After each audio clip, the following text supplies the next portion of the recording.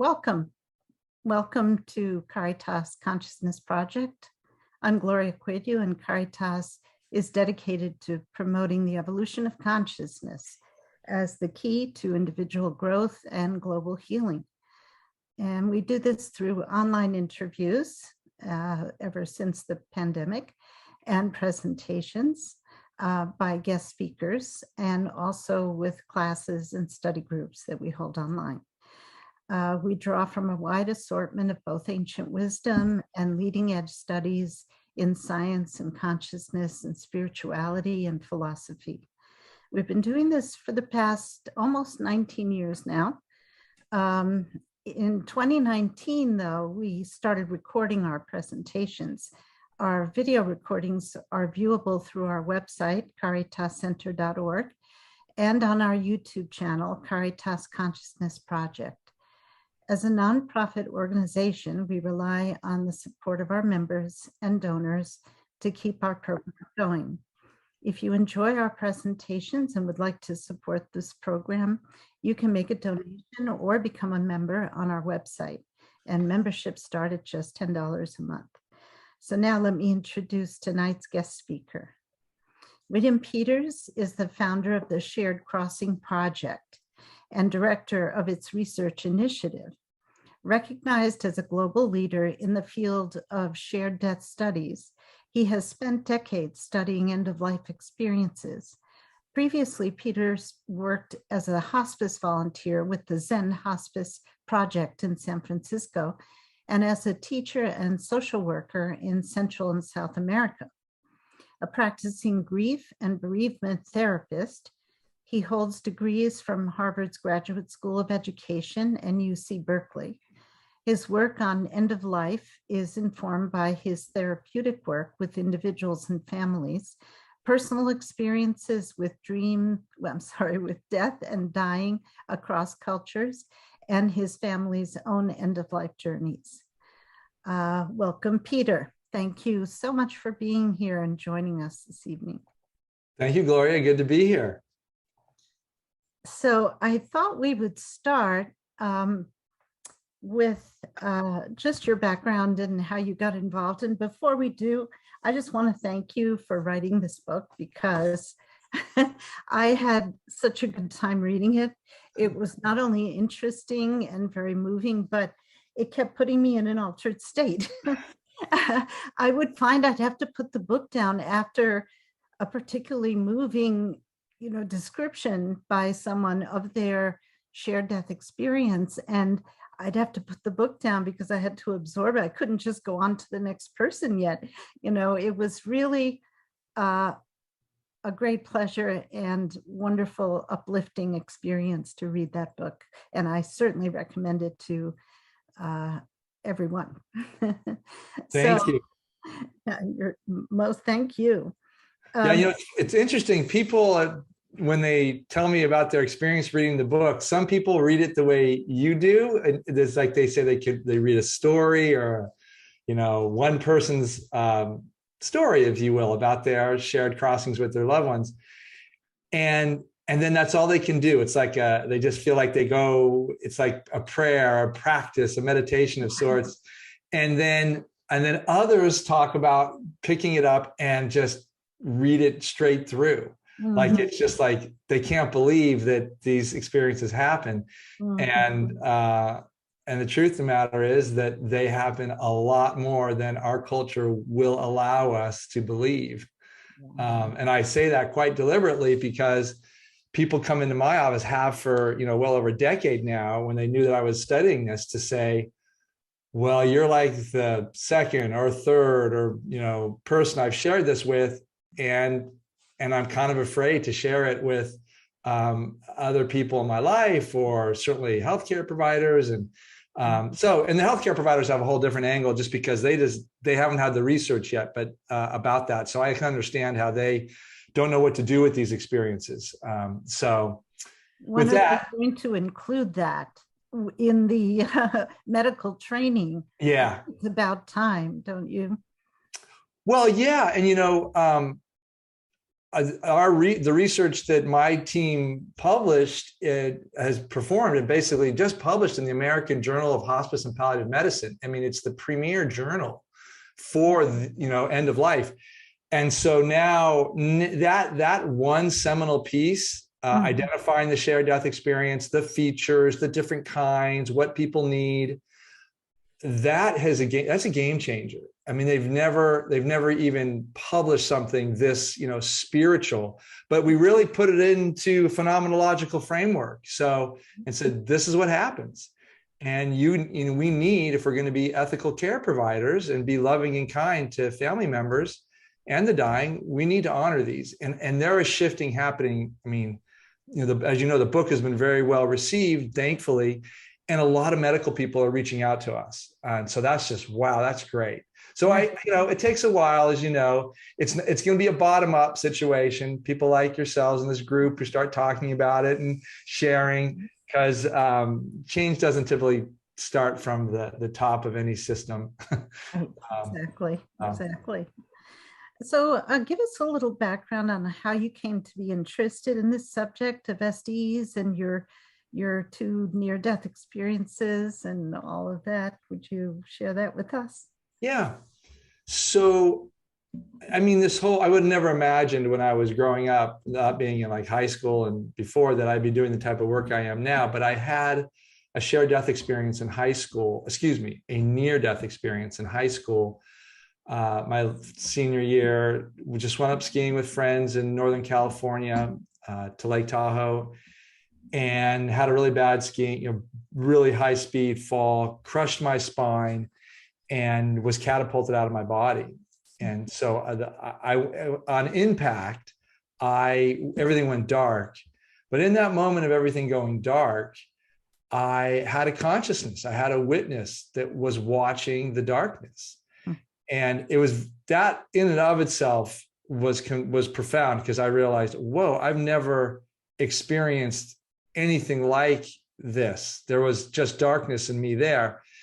And then I began to see light, and I realized that I was moving away from my body on the ski slope and was accelerating away from planet Earth. I remember seeing the Colorado Rockies, and then, wow, that's enamored, and just going, whoa. And then continental North America, and the oceans in Europe and South America and Antarctica. I'm like, oh my gosh, this is so beautiful. And then soon I had a satellite view of planet Earth. And I also realized at the same time that my life was being reviewed for me in rapid snippets, like movie slideshow type thing. And I was just observing every action that I've ever taken in my life. And I realized, real lesson in karma, that everything I'd ever done was recorded and it mattered. And then that was going on, and I entered into this tunnel, and it was ribbed. It was kind of, God, I want to say it was kind of milky white tunnel, but I could see the solar system through it. So I could see a beautiful solar system out, the universe, the galaxy. And then at the end of the tunnel, as I was rapidly moving through it, I saw the beautiful light. And that's when I realized I was dying. And I remember screaming, I grew up Catholic. So my scream was, God, don't let me die. And it was just like, God, don't let me die. And I went into the light. I was slowing down as I approached the light. When I was in the light, I just stopped. And it was luxuriating in the light, because it's so warm, so loving, so, peaceful. But I still did not want to die. And so I remember just saying, as I was stopping the light, in that light, God, do not let me die. I want to go back. I did not accomplish what I came to this incarnation to do. I didn't even know where that came from. I didn't know I had anywhere near that kind of insight about a human life at all. I mean, I was a 17-year-old kid having fun. But I felt a pushback from the light. And then as I was moving, which would be back to Earth, I didn't know that's where I was going, but I started heading back. And just as I left the light, I heard this very strong message, make something of your life. Mm-hmm. And I spun all the way back into my body. I didn't even know how I was going to get in my body. But then I realized, wow, it looks like whatever's driving me here seems to know the way. So I came back in my body, landed. I was very cold when I landed because I was covered in snow. And I realized I had no feeling in my body. And then I screamed. I said, God, don't let me be paralyzed. And then I felt the energy move across my body. And I said, thank you. But as I look back on that, for many years, I said, I'm glad I asked, for feeling in my body, but I should have asked for no pain because I fractured my back and I lived for the next, 3 or 4 decades with chronic pain in my back and difficulty walking and a lot of physical and emotional difficulty that comes with that. So I share the shared death experience because that changed everything for me. I didn't talk about that experience for 13 years, I think, but it changed me in ways that I lost my identity as an athlete, as a individual who had, freedom and aliveness and capacity in my body. I mean, I could walk. That's all I could really do. And even that on some days was difficult. And that happened kind of gradually. But I did keep pushing myself to stay active and have remained that way. So I'm, pretty healthy, but what happened was I found myself in Central and South America upon graduating from college because everything around me just didn't look like it made sense. And I just had this sense of like, what is the point here? And so I should say I had an experience in before my senior year in college where I was traveling in, it was Yugoslavia at the time, behind the Iron Curtain. But in those days, and today, modern day Bosnia. And so a large Muslim population. It's a Muslim country, if you will. And I just remember taking an overnight bus from Greece, and I was with some friends, and we really didn't know where we were going. We just kind of said, let's just head north. There was nothing on our guidebook. It was one of those things where like, what can go wrong here? But took an overnight bus ride, woke up and pulled the drapes on the bus and looked out and saw what I can still see the image in my mind, an endless gathering of Muslim women with their hands out, begging. All I could see through their burqas was these sincere eyes of desperation. And I was in that kind of liminal state before you really get woken up. And I really took these not so much I took in the feeling and affect of that desperation, and it really hit me deeply because that was something that I was not able to own in my own life. I wasn't able to acknowledge that I was in that type of pain myself. I was still a young man trying to fake that I had everything that everyone else did. And I didn't. I was injured. I was wounded. I was angry. And I locked eyes with one of these women. And in that moment, I realized I have to be with people like this. That's all it was. And so as I graduated from college, I came back from the Europe trip, graduated from college, and I took a job, a position as a Jesuit international volunteer first it was Belize, then it was Guatemala, and then later it was Peru. I just went from country to country to country because I felt so at home and alive being with people who didn't have the luxury that I grew up with to hide their pain. And that was really healing for me. And as it turns out, living in the indigenous countries of Guatemala in particular, and then in Peru for a longer period stay, I was in touch with shamanistic cultures. And they just resonated with me from the moment I met them. I mean, I was there literally as a Catholic missionary. I mean, because I was working in liberation theology. So if you know anything about Catholicism, liberation theology is the most non-religious part of Catholicism. All we really care about is social justice and spirituality. And not very well accepted by the church. No, not at all. Yeah. Not at all. I made no friends in the Catholic. I mean, I shouldn't say that. I mean, I did, but yeah, I mean, it was not about catechism. It was not about proselytization. For me, it was about, let's get these people food. Let's get them healthcare. Let's get them glasses. Let's get them dental work. Let's get them housing. Let's get them water. And you know, I've always been, I don't know when that came about, but I've always been into, you know, justice issues, and which is why the shared death experience is a real passionate experience for me to advocate for, because I feel like I'm advocating for a human right, our spiritual lives, and the right to die with dignity, and the right to know these experiences happen, and the right to know that we actually survive human death and go on. So jumping up there, so I was in Peru, and the shamanistic cultures were showing me more about this continuation of life beyond human death, and I took to it. I was like, wow, okay, that makes sense to me. And I'd already had the experience of the near-death experience, so there was no resistance in me. It's like, oh yeah, that makes sense, of course. So I came back from Peru, and I took a job in the Tenderloin of San Francisco, which is, you know, Skid Row.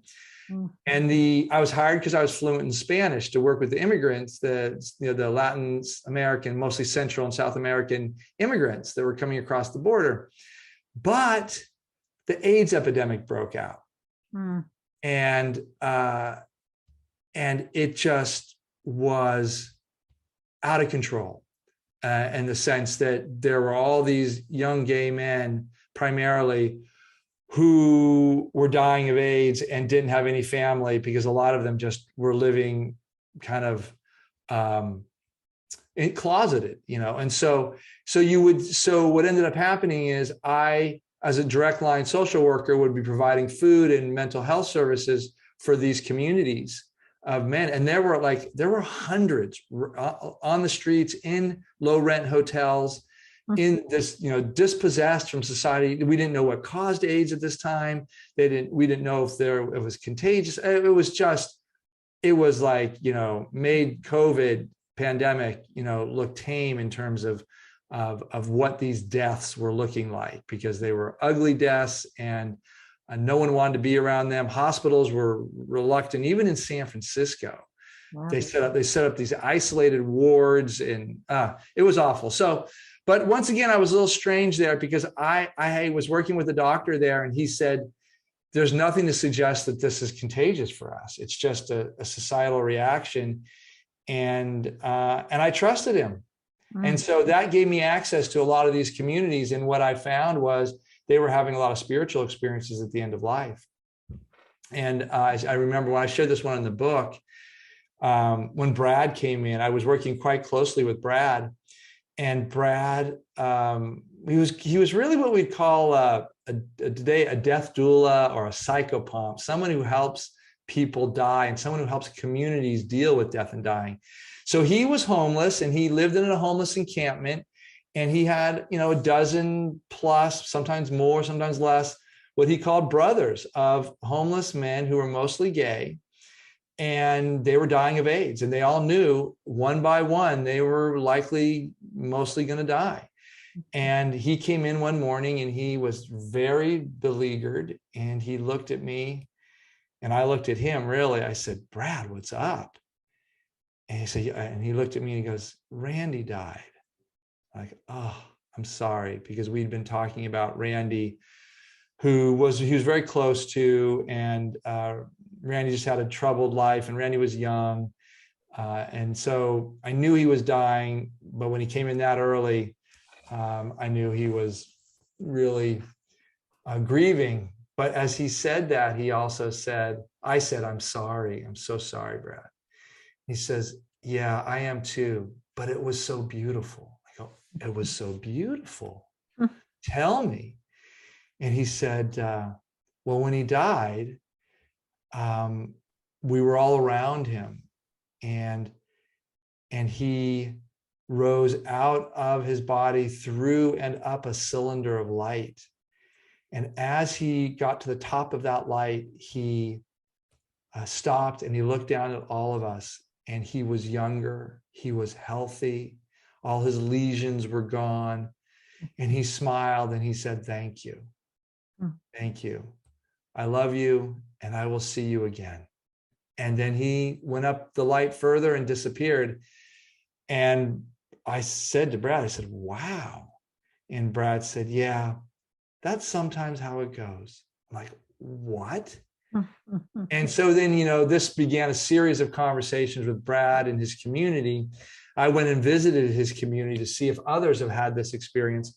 And they weren't as willing to share specifics, but they acknowledged that this had happened with Brad, and that they had other experiences. How many of them were there in the room with Brad? Pardon me? How many of them were there in the room with Brad? Yeah. So what's interesting is Randy died on the second floor of a burned out, abandoned building in what we would, in those days, we called South of Market. It was an area that was going up and down the economy. So that basically the owner of the buildings wasn't even there. And so he talked about lighting a fire there, and they were a little concerned about the fire marshal coming by at night. The reason I mentioned the fire is because when they saw the light come down from the heavens, they thought, "Oh my God, the fire is getting out of control." And they realized, wait a minute, that's a different kind of light. So it was virtually outside. So there were no walls on this burned out building, as they said. It was just flat. And I walked up there, and it was concrete. You could walk up the stairs, concrete. They were on the second floor. There was a ceiling, but it was completely unfinished. There were, so it was dangerous, and they shouldn't have been there. But in the community, when I visited in the afternoon. And, if you know the culture of homelessness, they tend to go out during the day, look for food, get their services. So I was there, I think around 11 or 12. No, I went during lunch hour. So it was midday.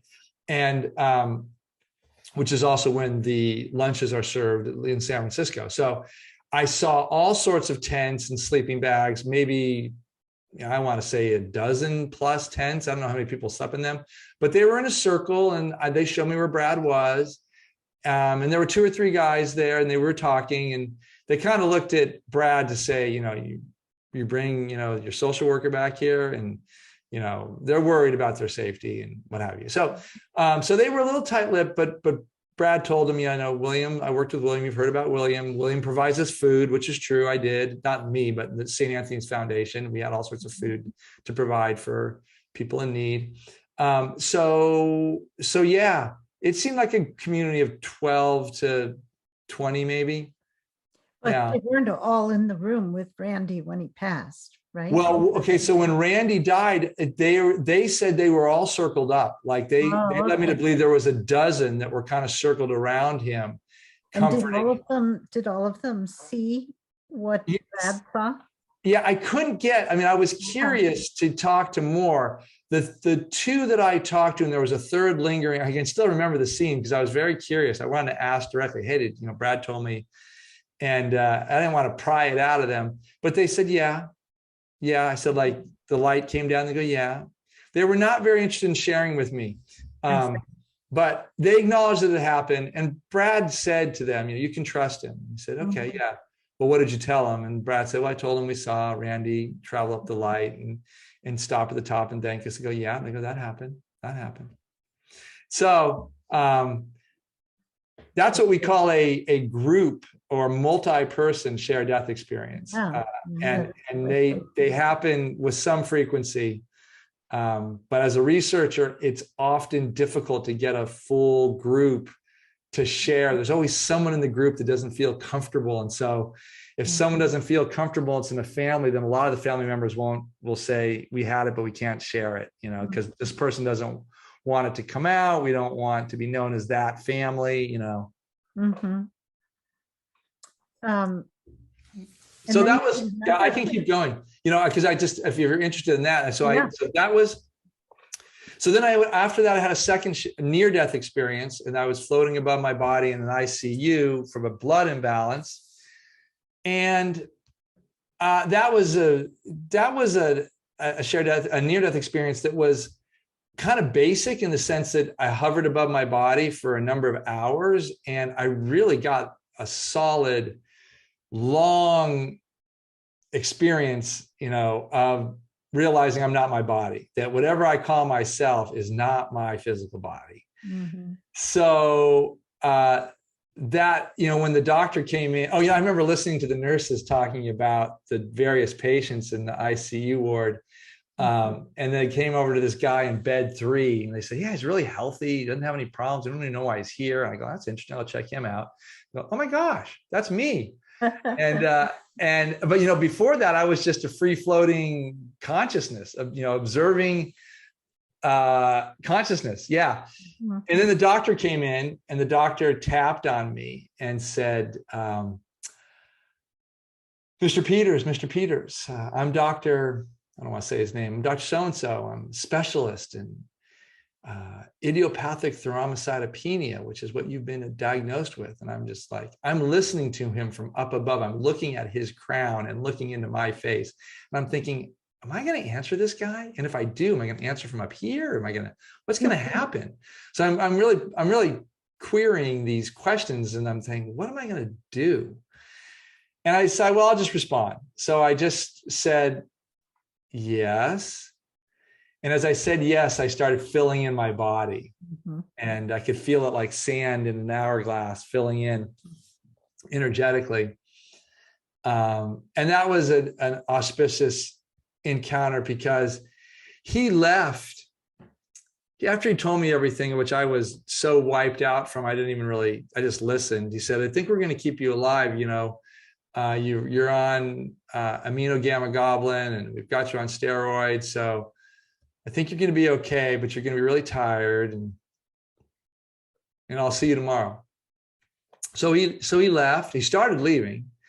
Then he went out. He's about almost to the door, or I don't know. He was away from my bed, and he turned around and he came back, and I thought, oh my God, what's he coming back for? And he says, Mr. Peters, something tells me that I should tell you this. Most people would have died with the number of platelets you have. You have like 12,000 platelets, 10 to 12,000 platelets. Because it's very rare that someone would survive with this many platelets. I'm like, oh, okay. So it didn't really mean that much to me, because it didn't actually. I was so at peace with where I was and where I was going, and but that was a data point. So long story short, these are the experiences that really opened me up to, what happens around death and dying. And I ended up working at the Zen Hospice Project in San Francisco as a volunteer. I was training as a psychotherapist at that time, but I didn't want a paid position, and I don't even know if they had them. I wanted to be a volunteer because they said you can just sit with the dying, for 6 hours. That's we just tend to their needs of the family. I said, that sounds great. Mm-hmm. And I did that for about 2 years straight, a few times a week. Mm-hmm. And then it was at the Laguna Honda Public Hospital there in San Francisco. And I say that because it was a large 24-bed, old hospital. So there were no rooms. It was just curtains. You could walk down the hall and pass by 24 people who were dying. You would look right into their little space where they were. So this was ideal for somebody who was curious about death and dying, because it was happening all the time. And there I had a very important experience, and I think this one's in the book too, where I was working with Ron, and Ron was very close to death. He was unresponsive, but I kept reading to him because he loved adventure stories. And we know in hospice that the last sense door to close or go offline is hearing. Mm-hmm. So that's we always talk to our dying hospice patients. let him know we're coming in and out of the room and all the rest of it. So I was reading to him.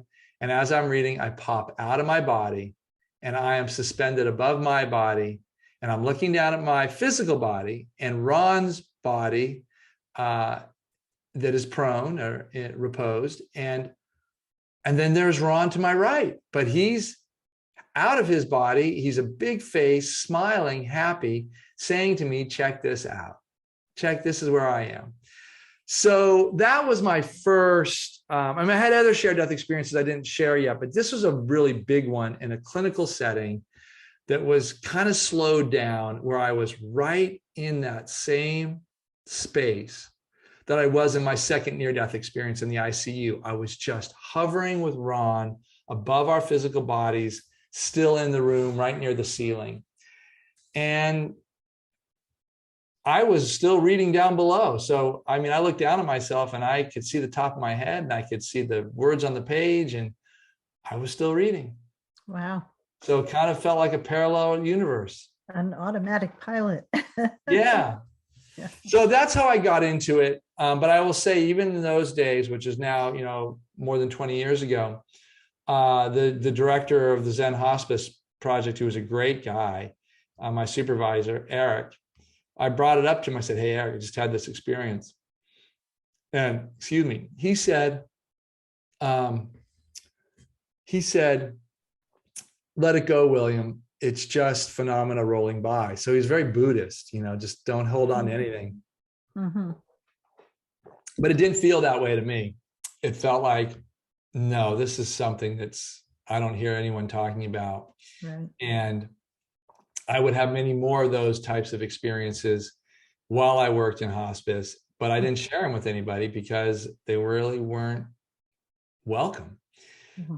It wasn't until I heard Raymond Moody talk in 2009 at a conference. I was going to listen to Raymond talk about near-death experiences, and he says, hey, I'm not going to talk about near-death experiences. I'm going to talk about shared death experiences. I go, what's that? And he says, yeah, shared death experience is very similar to a near-death experience, but it happens with a loved one or caregiver who's at the bedside of someone dying. And it's like you go into the initial stages of the afterlife with them, and you get a lot of these phenomena that are like the near-death experience. Mm-hmm. And as soon as he said it, my body just lit up and said, I know exactly what you're talking about. This thing has a name that I was having, 10 years ago and subsequent. And so that's how I got curious. That's how I learned about the SDE. And I talked to Raymond. In fact, I just taught a course with Raymond last 6 weeks. And Raymond and I have stayed in touch, and he was very supportive of the research. He said at the time, there is no research on the SDE, and it doesn't exist. And I'm like, that's crazy. This is an incredible. Yeah, with all the research on NDEs, and such a plethora of them because of the advances in resuscitative medicine that we've made over the last few decades, right? So Yeah. there's a lot more people being resuscitated, and therefore a lot more reports of near-death experiences. Well, you're right. And it was strange to me that that no one had done any research on it. So, and he encouraged me to do it. And so I did. And what I found was, I started more generally in Santa Barbara, where I live. I said, let's just talk about all these experiences that happen around death. And I mean by that is I talked about pre-death dreams and visions, talked about terminal lucidity, post-death dreams and visions, mediumship, all this stuff that was related to death and dying in the afterlife. And I thought in Santa Barbara, maybe there'll be a few people who'll be interested. I had to be careful of my professional reputation talking about these things that, the mental health has got a stance that consciousness is the product of the brain. So if you die, you theoretically can't really have any consciousness.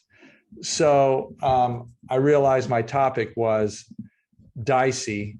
But as it turned out, my groups filled over and over and over again. Wow. I did like 12 groups in 3 years and 20 to 25 people and more, and just follow-up groups. And so as we talked about these experiences, what I learned is people have had a lot of them. Mhm. And then I started collecting data, recording cases, doing lit reviews. And then I started the Shared Crossing Project and its research initiative to document these cases. Mhm. And here we are, dozen years later. And are you still the only person doing this? yeah, I mean, there are others like Peter Fennick in. Yeah, I was going to ask you about him in England. Yeah, Peter's great, and So he works with these experiences. He has a different terminology, different typologies. mhm. He calls these deathbed coincidences, Uh-huh. which I think is a safe term. We joke about it because he always says, because I only thought these things happened to people in California, and he laughs because I'm from California. So we did it. We actually did an interview I guess it's almost a month ago now, Uh-huh. and we talked about the comparison between his model and my model, and we're fine. I mean, his model's great. My model is just more developed, Mm. and he knows it. He says, "Yeah," he says, "You've really taken it to the next level." Mm. And I said, "Yeah, well, I mean, he laid a beautiful foundation. I mean, he really did, and his scholarly work in the archive of gerontology and geriatrics. It's a UK journal, but it was a spectacularly well-received study because he talked about people in what we would call assisted living or skilled nursing or memory care. He talked about caregivers there observing and having these experiences and having nowhere to share them and wanting more information, and that their institutions were not wanting to talk about these things because no one wanted their institution, their senior care facility, to be identified as a facility that had ghosts in it or something. So, I mean, people, That is, but what he did was he really identified the need for more research and how caregivers need to know and family members need support. So with that, me and my research team, we were able to gather some funding to do the first major exploration of the shared death experience. And that, as I mentioned earlier, we've published that. And we published it in Omega, another study in the Journal of Omega, Journal of Death and Dying. These are the two leading journals in their respective fields. So, that's what we're doing. And I think, but you're right. There's not very many people doing what we're doing, and I get so many cases. Yeah, it needs to be a lot more. Can you go over the types of? There's two general types of SDEs, right? The bedside and the remote. Can you elaborate a little bit? So a bedside SDE happens when it's a caregiver, loved one, or healthcare provider, typically, who's just at the bedside of somebody dying, and they report that they have a series of features. Usually the geometry of the room changes, or time-space continuum warps. They feel a pull on their chest, often rising out of their body a bit. And they see unusual phenomena, like they might see soul spirit of the dying leave their body. They might see the light change. They often go into a heavenly realm, a different dimension altogether. And the most common feature is seeing the deceased, seeing the dying. Over half of our cases, just over half, 51%, will report seeing the dying in the afterlife or in their journey to the afterlife.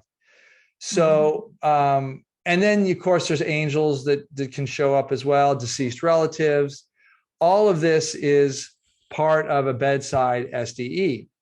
Well, when Raymond wrote his book, he thought it was his book, Glimpses of Eternity, Raymond Moody, I should say. He thought that was the only type of shared death experience. But as the truth was evolved, we realized that there were remote SDEs. And as people came to me, I realized, wait a minute, people are having the exact same experiences as bedside SDEers, but they're not even in the room. They're across town or even across the world. So, and then as I crunched the data, I realized that 2/3 of all SDEs in our study are remote. So those are the two distinctions. And then there's one other type of remote that's called a flyby. And the reason why it's a flyby is because it's like the dying kind of come in very quickly, say thank you, I love you, goodbye, and then they go away. It's almost like Tinkerbell. In fact, in the old Walt Disney movies, maybe they still do it on the Walt Disney movies, but it's funny, when I was teaching people about this, I said, yeah, the best way to get a sense for this is like this dying just drops in like Tinkerbell, delivers a message, which is thank you, I love you, goodbye, something like that. And then I'm fine, and then zips away. And then in our research, we have a half dozen people that just kind of say, well, I don't know, this may sound strange, but remember Tinkerbell? And so it's weird that, now we've done a lot of interviews now, so 200 to have just, a handful of people use that. But it's interesting. It's that example works pretty well. So those are the two types: bedside remote, and then the flyby being a common type of remote. So when someone dreams about a loved one who just passed, that's not an SDE, that's an after death experience. Or great question, Gloria, wonderful question. So this is one of the differential diagnoses we use, and that is that we want to figure out if the person if the experiencer reports that they had a vision or a dream. If it's a dream, it's going to be a typical dream life. It's going to be disoriented, fragmented, things out of place. Your typical dream life is not in proper, or corresponding reflection of human life in the earth realm. It's distorted. But visions and visitations are clear, coherent, and they're very reflective of a human life. That doesn't mean that people don't come in and look like they're light beings, but there's something, as we hear, more real than real. Yeah. There's something more stronger energy. About the dream. Yeah, it's different. And so the question I asked, is this a typical dream? No, it wasn't. Tell me about it. And they go, does it rise above your in terms of clarity and crispness and intentionality and understanding? They go, oh yeah. Because sometimes you try to figure out a dream, but you don't have to figure out a vision or visitation. They get the message comes pretty clearly. And so we look for that to distinguish it from a dream. And then the most important thing, but you could still have it be a post-death or pre-death vision or visitation. But what makes it a shared death experience is you have to see the journey motif activated. You have to see that the dying is giving you the sense that they're in transit to another dimension. That they're on a journey somewhere. They're saying goodbye or something. Because when you have a post-death vision or visitation, what you typically have is the person comes back. They're sitting at the foot of your bed or up in, somewhere in your room, and they're lit up and they just appear. But they're not in movement. You don't get a sense of movement. You get a sense that they've come to visit you, to tell you something. And then once they deliver their message, they're gone. And, sometimes you can touch them. Sometimes they'll hug you. Sometimes, there's all sorts of things that happen with these visions and visitations. But need to know that the journey motif is not there. Right. So it's more of an ADC, after death. It is a form of after death communication when it is a vision or visitation. Yes. Okay. So one of the really fascinating components of the SDE that I read about in your book is the conductor. Yes. So would you like to talk a little bit about the conductor? It's Yeah. 16% of people who have SDEs see one. Did I actually, is that what I said? The conductor 16%. Yeah. Is that right? Yeah. I'm, that's interesting. I didn't know that I gave the statistics for that in the book. That's really interesting. Yeah, I wrote it down. Okay, good. I trust you. Yeah, I think it's higher than that. Because, and the reason why is because I didn't start identifying the conductor until I was probably, I mean, I knew I didn't give it a name until probably about 50 or 60 cases in. I'd heard about it in my clinical practice, but there was really no way to identify what I did. So let me give you the definition of the conductor. So when someone comes in and says, I saw this majestic, beautiful, angel or light being or just force of nature that was just like, it was just there. And it can look variably. It can look like in human form, it can have wings and look like an angel. It can be even unseen. Some people say, I just sensed this force was there. But when they say this force was in charge, this force had intention, this force was all about the business of helping my loved one transition, or in some cases, he or she was there to protect my loved one and prepare him for the journey home. So that's the conductor. Mm-hmm. And I actually have a case study. I got a video if I can show that. Yes, please. But why don't we work up to the conductor? Okay. Because why don't I show people, if it's okay, I'm going to show people a type of SDE that we call assisting. And you know what? This is going to be observing phenomena. So this is going to be with Cynthia. So we have four other types of SDEs, and that is, focuses on the type of experience that the experiencer has. So we call this modes of participation. Mm-hmm. And one you sense at a distance, another one you witness phenomena, another one you actually go along their journey and assist the dying in their journey. And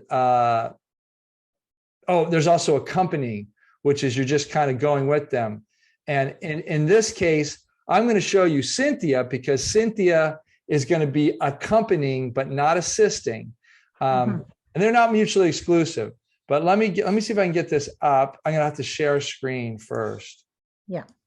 And then you're going to see what we do here. Oh, I can just share screen here. Great. Yep. Here we go. We tested it. We're all Great. set.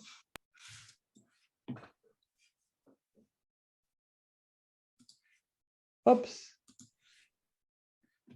From current slide. No, that's not going to work with that one. So this is Cynthia V. Cynthia is going to be talking about her being present at the death of her husband, Shar. And she's going to be talking, this is an experience she has about a few moments after he dies. So I remember lifting up out of my form, my body, and then taking my husband, his name was Shar, by the hand and pulling him up. And then I pulled him up past me, and then he pulled me up past him. And we kept doing that for a long time. I don't really know. So a lot of stuff was probably going on that I don't know about. And the sensation was very freeing. He was fully intact. He wasn't mentally compromised then. There was no sensation of constraint or discomfort from anybody's body. And then I saw the light. I almost feel corny saying that, but I saw the light. And it's not like a pinpoint light. It's it's huge light. And And I told him that, look, there is the light. And we both turned towards it and went towards it. And then his mother appeared. And in the experience of the light, there was a complete wholeness sensation for me. A lot of freedom was in that. A lot, any of my own psychology wasn't there. None of that was there. It was just that opportunity to experience that. And then his mother reached to him, and then he reached to her, and he was still holding my hand, and he looked back at me and said, but I want to stay with you. And then he slipped away. And I think that was it. I don't remember too much after that. So yeah, that's Cynthia, and she's talking about, you'll see some features that we look for.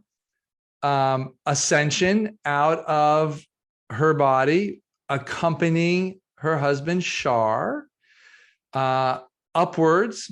Then she sees him, so she's encountering him as the dying, and then she sees a deceased relative. It happens to be her mother-in-law.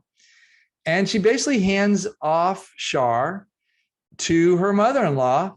And then there's that loving exchange. I don't want to go, but I think I have to. And just a goodbye and honoring of their time together. And then it's over. Shar continues and Cynthia comes back to her life. So for the person for the loved one experiencing the SDE. So I remember. Sorry. Oh. Go ahead.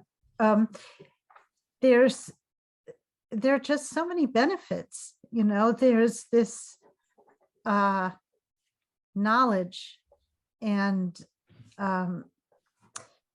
just feeling that, seeing their loved one go to the light and being accompanied by light beings, and feeling the love that is there, in that experience. I mean, the love is often reported as, being just very hard to define, because it's exponentially greater than what we think of as love down here. I just think it's so important for people to know about this, and when they experience it, of course, to they have the benefit of knowing these things and realizing that their loved one is in good hands, and that they're in a better place, and that the relationship isn't broken, that they'll see each other again, and that it continues. And it's just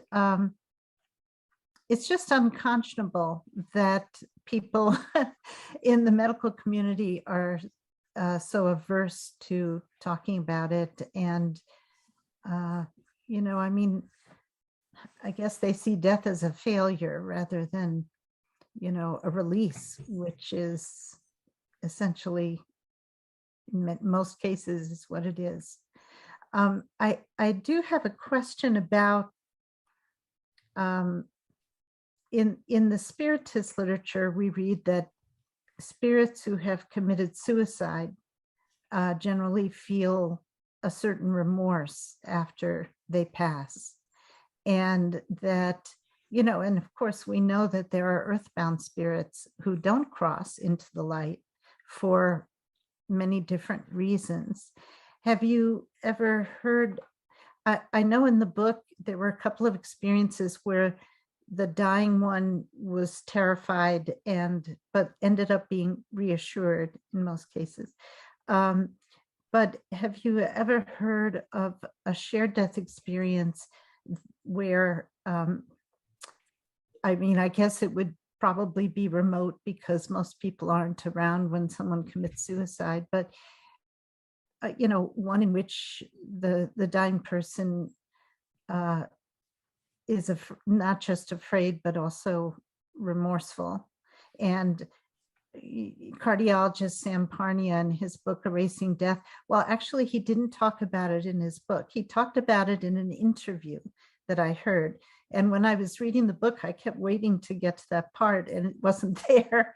But in an interview he did with Terry Gross on NPR, he talked about how the odd occasion where someone has a near-death experience that is really frightening was always someone who attempted suicide, and he would resuscitate. They were all resuscitated, of course, because they weren't SDEs, they were NDEs. But do you have any experience with that, William? Well, we don't have experience with SDEs, and well, let me say that. Do we have some with suicides? We have a lot with accidental suicides. I'll put it that way. We have a lot of drug overdoses, Mm-hmm. and those can be what we call sympathetic SDEs. So, and that may get at what you're talking about, this question of a distressing SDE, and that is. So we have one. I actually cite, I think, 3 of them in my book, but I'll share one of them right now. Sarah McCarty. She was sleeping on the weekend and she woke up very early and she felt sick and nauseous. She started throwing up. She was sweating. And her family goes, "What's going on?" She goes, "I must have ate something." She goes, "Well, no one else is sick. We're taking you to the hospital." She goes, "Yeah, good idea. Let's go." And so they start getting ready. And then she started feeling better. She goes, "No, hold on a second. I'm okay. I think I'm okay." And then she says she kept saying to herself, "This is what it must be like to die." That's what she was saying to herself, which is very interesting. Mm-hmm. Well, she felt a little better, but still really not under the weather. She's very under the weather. And her sister called and said, "Hey, I have some really bad news. Your niece, Layla, died today." Hmm. And she goes, "Well, about when?" She goes, "Early this morning." And she says, and she just connected it up. She goes, "Oh my God, I felt Layla leave this planet." Mm-hmm. So that's distressing at first, but once you tell them what's going on, and I remember working with a number of people who've had these experiences where they felt like they were, having a heart attack at the same time a friend was dying of a heart attack, or a stroke, and their body froze up and things like that. So as long as you realize that these experiences can happen to us when our loved ones are dying, it kind of normalizes them. Once again, when people go into the hospital and have these experiences, they don't get a very warm reception. But that's a distressing and SDE, but it's usually worked out pretty quickly and people understand what it's all about. Mm-hmm. I see. Yeah, I think you had another question there too. Well, just whether there has been a report of someone who, felt remorse afterwards. After suicide. Yeah. I can't think off my head, but my recollection is yes. Mm-hmm. I'm remembering a young man. He was a young man. He died and he came back to his mother. I don't know if that was a visitation. I think it was more of a visitation, not an SDE. Mm-hmm. And said, you see of that a lot with suicides, especially with children. They come back to their parents. Uh-huh. And say it wasn't their fault, Yeah. Excuse me. You mentioned in your book that 85% of SDEers that you've interviewed are women. Yeah. Why do you think that is? Are women more comfortable sharing these things, or do they actually experience it more easily? Yeah, I think it's more the former. I think that they are more open-minded, more receptive, perhaps in the North American culture, more spiritual, Mm-hmm. more relational. more honestly, more loving in a certain way. I think they connect. They're not as afraid of death as I think a lot of men are. Not that women aren't afraid of death, but I think just, these are some generalizations, but, and, women are caregivers in our culture. Women do get up close into the help family members die and friends die. So they're more apt to have them for those reasons. But I should say, we're going to make a big effort as we are doing doing it right now to get more cases from men and other cultures and different ethnic groups, because our literature is pretty homogenous. Our data set. Mm-hmm. I think our data set is 85% women. I think you said that. Yeah. And then, but even more so than that, it's 55 to 75 is like 70% of the respondents. So it's women who are 45 and up who are coming to us. I see. Baby boomers, essentially. I mean, once you're in the upper end of that scale. Right.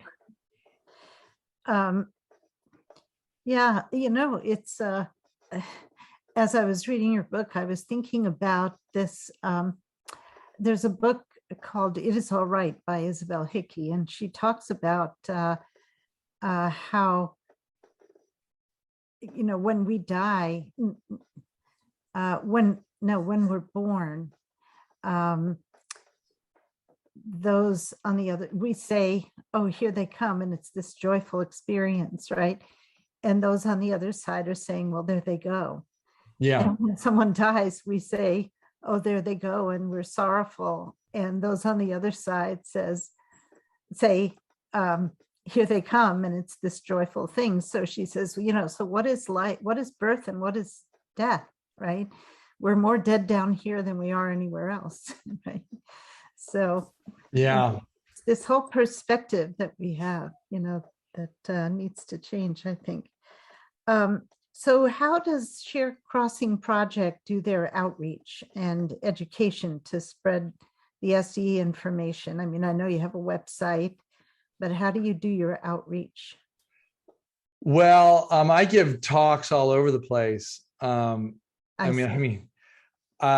used to do them more locally in California, but I was just in St. Louis at the Association for Death Educators and Counselors. I do, with Zoom during the pandemic. My God, like today, I'm doing an interview here, but this is usually 3 or 4 interviews or presentations a week, and it's getting out that way. I mean, we have a lot of people who ask questions of us and submit cases or their stories to our website. If you have a case that you want to share with us, we'd love to hear it. And you just go to sharedcrossing.com and you go to our contact page, and and then we have a community that's growing online. I didn't really do a lot of outreach for our community base in the early days of the project because everyone was in Santa Barbara. You just send out an email and people would show up and we'd tell stories, and I'd have a designated shared death experiencer tell their story, and you'd have 50 to 100 people in the room, and they're just like, oh my God. So the word spread pretty fast in Santa Barbara. So this experience is known in Santa Barbara, but it's getting out to the world now. And that's wonderful. I'm really pleased by that because I think these experiences are very healing and affirming. So yeah, that's kind of how we do it. Yeah. Great. Okay. So, so we will post the website in the notes on YouTube, on our YouTube channel. Great. And if you want to just tell people what it is before we go into the questions for the audience. Sharedcrossing.com. Yeah, you can go to sharedcrossing.com. And I really want to refer people to our story library, because there you will see videos of people sharing their shared death experiences, telling them in their first person voice. And these are interviewees, our participants. And then we've edited them down. So they're like, usually 4 to 5 minutes, but you really learn a lot about the SDE. I'll give you an example of one. We don't have this one up right now, but we might have it later. You wanted to see Mark, right? I did, but I'm a little concerned about timing for questions. How long is Mark's video? I think it's like 4 minutes. 3 minutes. All right, let's do it because it's so inspiring. And then we'll take questions from the people online. So Mark's going to be he's in New Jersey when his father, unbeknownst to him, is dying in Canada. His father's in the hospital, but he didn't know he was dying. So here we go. There's that connection that we have with other people that we love, like in particular with my father. I had that connection, and I still do. I could feel my father. I was like, I need to check in on him, and so I send my spirit to the hospital where I knew he was. I remember going to him at his bedside and speaking to him and saying, Dad, it's like, why don't you just let go? Mom's going to be all right. All us kids are going to be all right. You can go. Like, there's nothing holding you here anymore. And he looks at me. The puzzlement was in his face as he said, I don't know how. I knew right away, as soon as I was there with my dad, picked him up. And I started that meditation, walking down this particular trail. And then at a certain point, turn and step up these stairs and walking towards the light. So we're walking side by side. And I took him to the light. And as we got close, my father and my grandmother had a really, really close and beautiful and amazing, magical relationship. As we got close to the light, there's like a doorway where the luminosity of the light coming out of there was just was unbelievable. And my grandmother steps out of that light, and she's standing there. And my dad, the look on his face was just so peaceful and beautiful. And as we approached the light, my grandmother and my uncle both. First, my grandmother stepped out of the light. Yeah, they were, yeah, very, very close. And so again, it's the look of joy on his face when he saw my grandmother was just like a look I hadn't seen in his face in years and years and years. And he just went and hugged her. And my uncle came out of the light at that point. And he joined the fray, and the three of them were just the joy was just unbelievable. And none of them touched me. They were very, very, very, very clearly that I wasn't part of that group. But that my job was done. Like, I brought my dad there, and now like they had it. It was really how it felt, and they didn't speak to me either. And then my dad, he just turns and looks at me, and it's just this huge smile on his face, and he said, I didn't know that it was this easy. I woke the next morning, and the phone rang, and it was for me. And I answered the phone. I said, it was my brother. And he said, Dad passed away. And I said, yeah, I know. Yeah, so this is what we call our fourth type of SDE, which is assisting or guiding. And you see that Mark comes in, sees his father, realizes his father needs some help, helps him out, orients him towards the light. They together, he carries them. He says his father's light is a waif, and he carries them. And then he runs in, then he notices that he's going towards the light. He knows where to go. Then his grandmother and his mother come out of the light.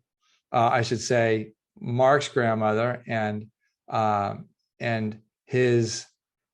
grandmother comes out, and then his uncle. He mentions his uncle in there too, comes out. So you see deceased relatives, and then he realizes his job is done, and we see this. Mark realized that he could go no further, and is going to leave his father and his relatives to go into the light. So beautiful case. Yeah. And this, I want to show one more. I think you have enough time. I hope. This is the conductor. So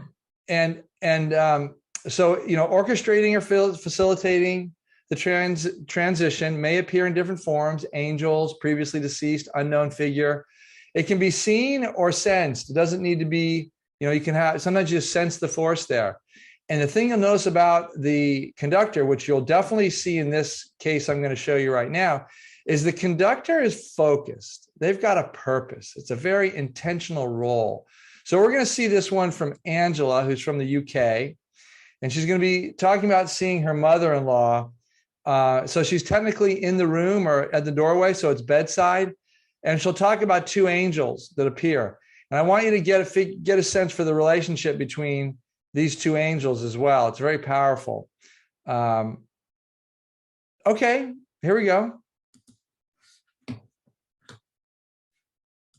I didn't particularly have a close relationship with her, unfortunately. I wished it had been, it was close at the end. Jean, my mother-in-law, she wasn't with it. She was completely unconscious, and she wasn't even being fed. She was on heavy medication now. As I went into the kitchen and I just glanced over, I noticed that the room was a welcoming gold colour, and it looked as though you wanted to be in there. As I got to the room, it felt like the whole room was in some kind of a bubble and not to enter it. I felt as though I shouldn't go into that room. So, but as I noticed, Jean had something not out of her head, but in like the centre of her body here, was about a foot away from her body, and it was translucent and it was moving out of her body, but you could see through it. I couldn't believe it. And in the corner of the room, the very corner to the left, in the corner, there was a massive angel with huge wings. It was like a bird, white wings. I say it's an angel. I don't know. It didn't even have a head, to be honest with you. But it was a white being. It was white. It wasn't translucent. And its wings were moving with the tips of them moving inwards like that. Beckoning motion, a strong beckoning. I thought, I couldn't believe it. And she was like moving. She wasn't shaped. She was just translucent, irregular ball. Not even a ball. It was irregular shape. It wasn't a shape of a person or anything. And it was moving up to this white being that was doing this movement. But there was another smaller one, the other side, doing the same movement. Exactly. And there was a very, very, very high-pitched tone. And it felt as though this was all included with the bubble that was in this whole room. This white being seemed to turn to me in quite a, I don't know how to put this, in quite a, it was telepathically, but it turned to me, it didn't even have a head, but it turned to me and it said to me, wait, wait.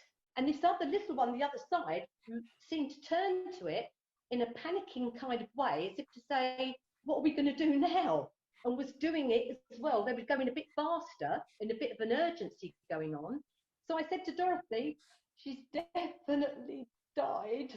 And with that, Dorothy come barging past me into the room. And as she got into the room, and she disappeared into the corner.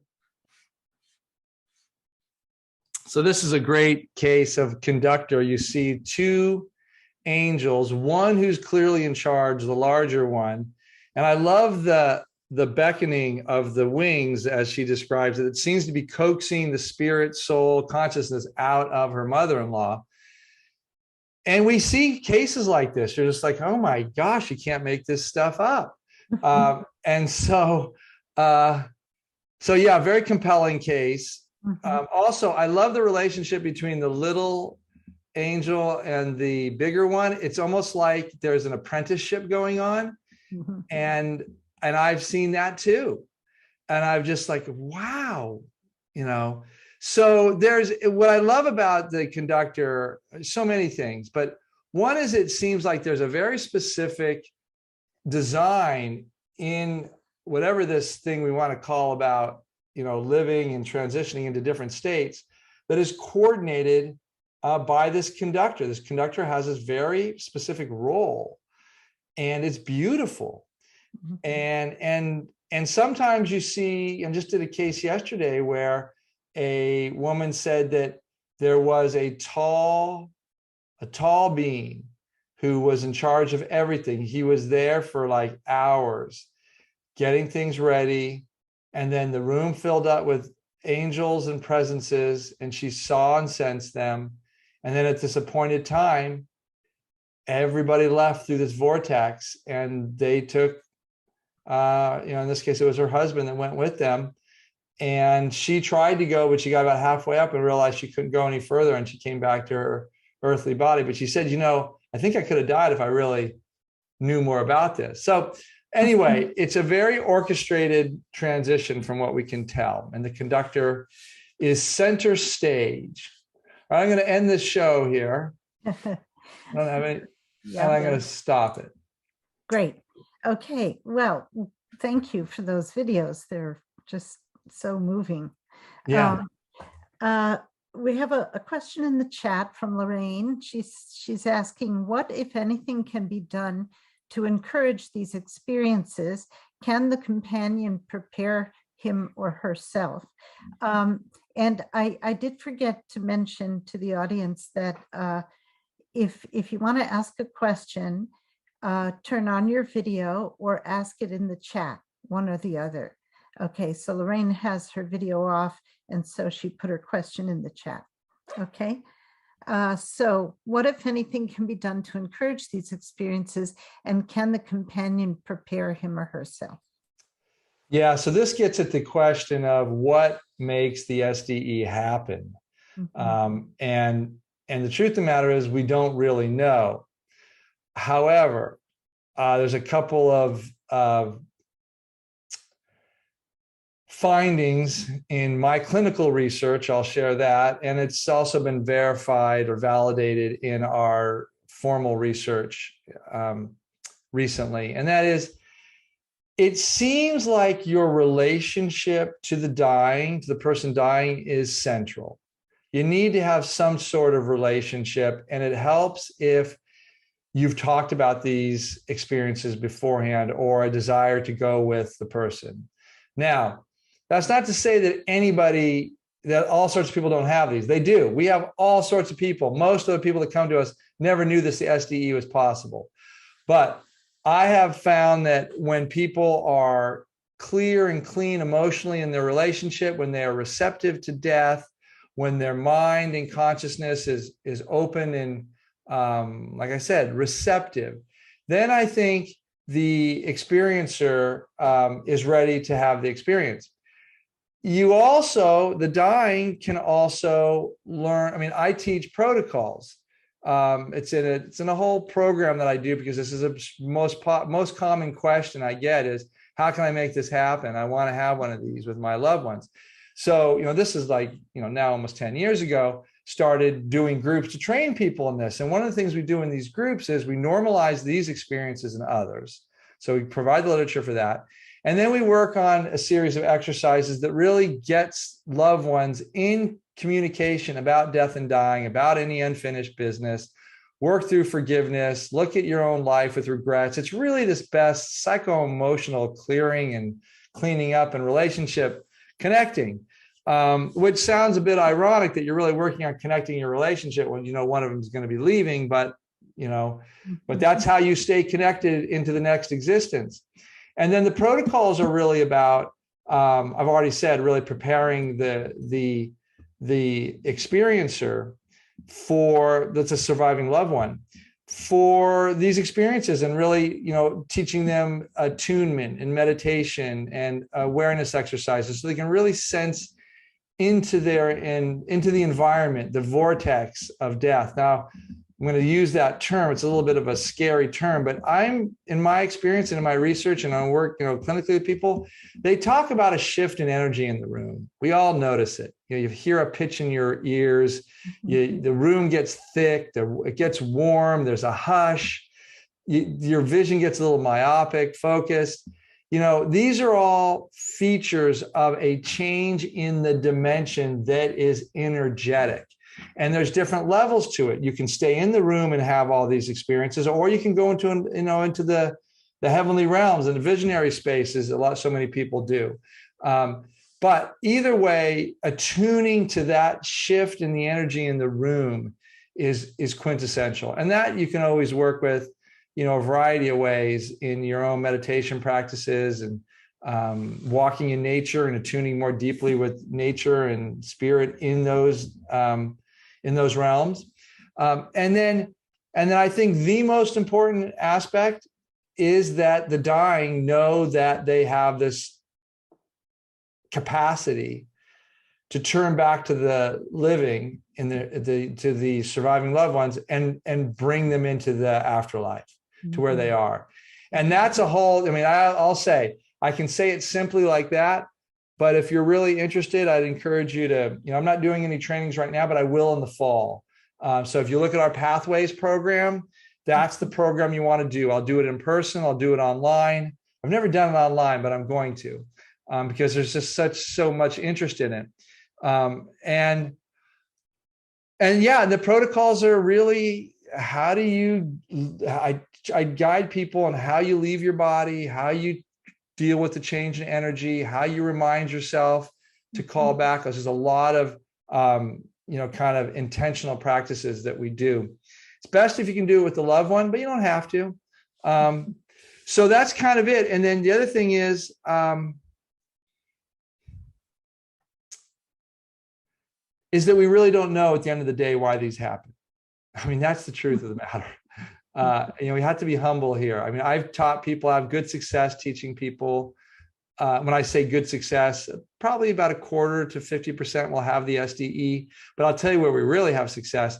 Almost everyone who does the training will have some, what we call shared crossing experience. They'll have a visitation or a synchronistic event, something that makes them say, oh my gosh, I really feel like I was touched across the veil by a loved one.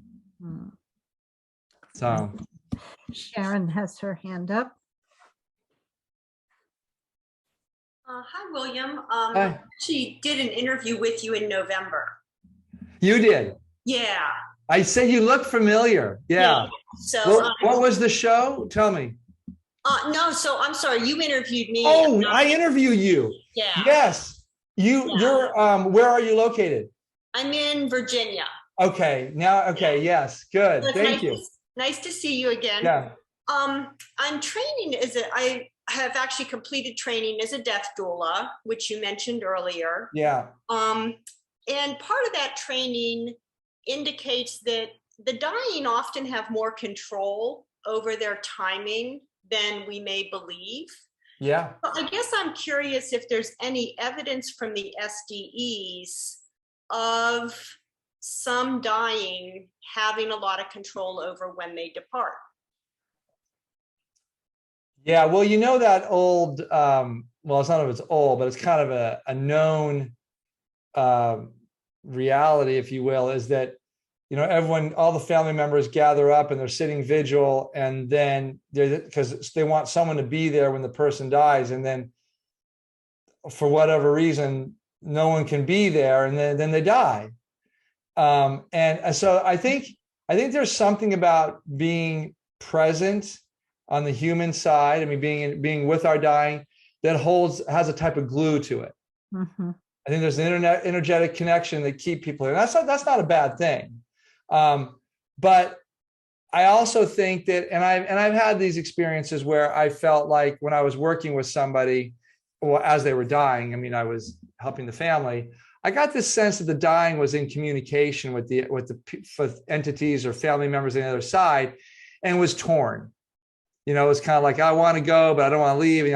So I do think, and I also think there's a negotiation going on between the dying and the conductor, probably, or the family members on the other side. But I think the conductor, more and more, I think there's the conductor is working with the energetics of the vortex that make this transition possible. And I assume it's a conversation at some level that may be going on between the dying and the conductor. Now, you can't hold me to that. I don't want to say that's the way it is, But I think it's a worthy conjecture that because one of the things I'm, really working with is how it is that we can get in touch as death doulas, as end-of-life practitioners, as, psychopomps, essentially is the broad term for people that help people cross over. How do we get in touch with the forces that be on the other side and collaborate with them? And that, in my research, looks like, how do you get in touch with the conductor? Now, the conductor isn't just one being all the time. It can be a series of, it can be a number of beings. And there's different angles on this. Past life and between life regressionists will talk about a council of elders and such. Now, I get asked by that community, because I'm in that community. I used to do past life regressions. I still can, but I don't do them as much as I used to. But is the conductor part of the council of elders? And I said, I can't say. I don't know. I don't know what happens after this. I can tell you this.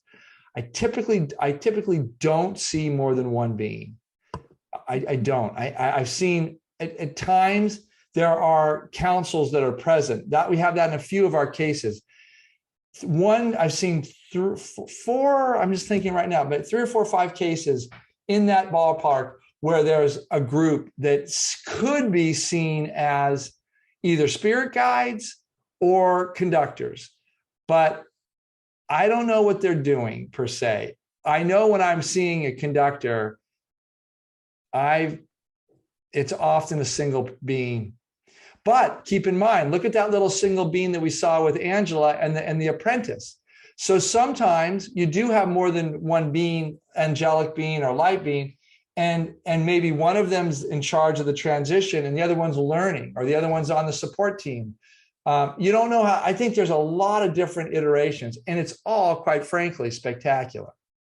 So let me just clarify. Have you seen a range of how easy it is for the one dying?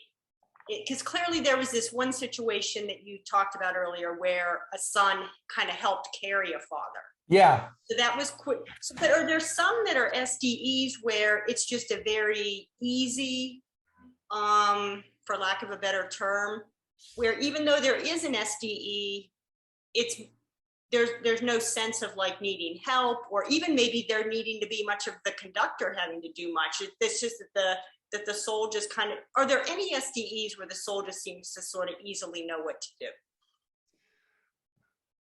Well, keep in mind, when you talk about soul in the SDE, the experiencer will report that they either see or sense the dying. And they could say that's the soul, that's the spirit, that's the consciousness of that being.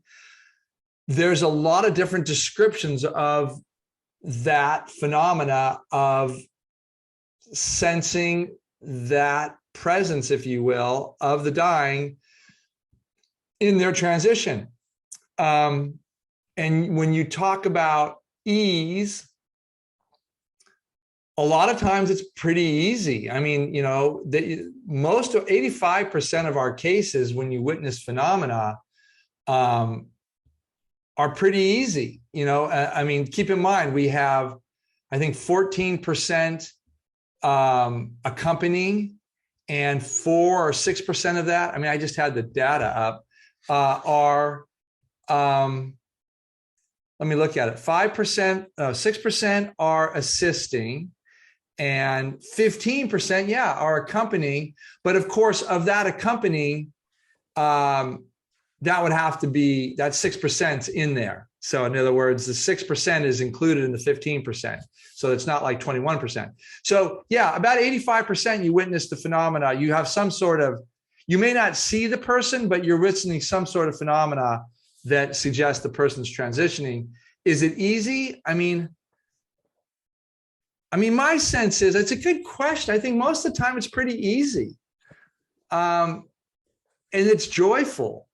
And the communication is positive, and there's love, and and there's a universal oneness. I mean, there's incredible feelings similar to SDE. When you experience this, you get this most profound sense of love and belonging and unity consciousness, and all your questions are answered that you have, and everything makes sense. And which, by the way, really helps people's grief.